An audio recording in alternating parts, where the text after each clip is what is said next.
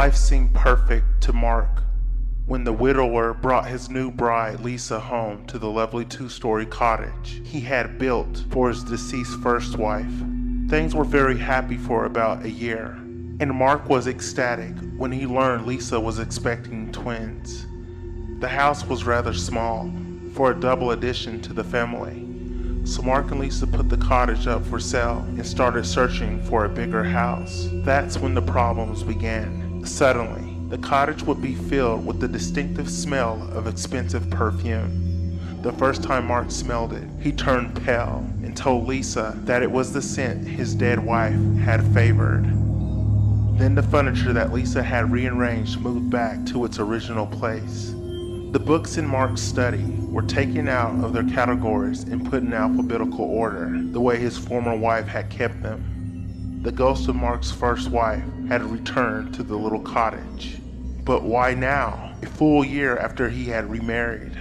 One afternoon, Lisa was down in the basement doing laundry, while Mark was out front discussing the sale of the cottage with their attorney. They had just received a generous bid on the house and had decided to accept it. When Lisa finished emptying the washing machine, she turned to go back upstairs and saw a young woman floating a foot above the staircase. This is my house. Don't fill my house. The woman said, her pretty face transformed with rage. She shook her fist at Lisa. Lisa shrieked, then dropped the basket of wet laundry and ran outside. Slamming the basement door behind her, Lisa locked it and sat down on the lawn, gasping for breath. All at once, the basement door started to shake violently, as if someone were pushing against it. Don't sell my house, the phantom exclaimed again, shaking the door. If you sell my house, something terrible will happen to your family. Don't sell my house. The roar of a car engine pierced the ghost's words. As the attorney waved Mark goodbye and drove away, immediately the shaking and pounding ceased, as if the departure of the hated real estate attorney momentarily appeased the ghost. When Lisa described the ghost, Mark recognized her as his dead wife. Until then, he had forgotten that he had promised his first wife that he would never sell the cottage.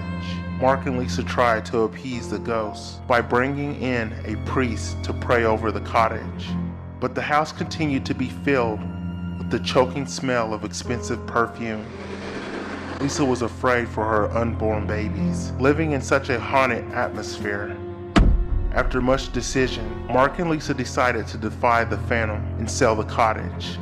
On the night following the family's move, Lisa was struck with a terrible pain in her abdomen. Mark rushed her to the hospital where she gave birth to the twins, who were stillborn. On his way home from the hospital, Mark's car was struck by a truck, and he was killed instantly. At the same moment, Lisa sat bolt upright in her hospital bed, staring at an empty corner of the room.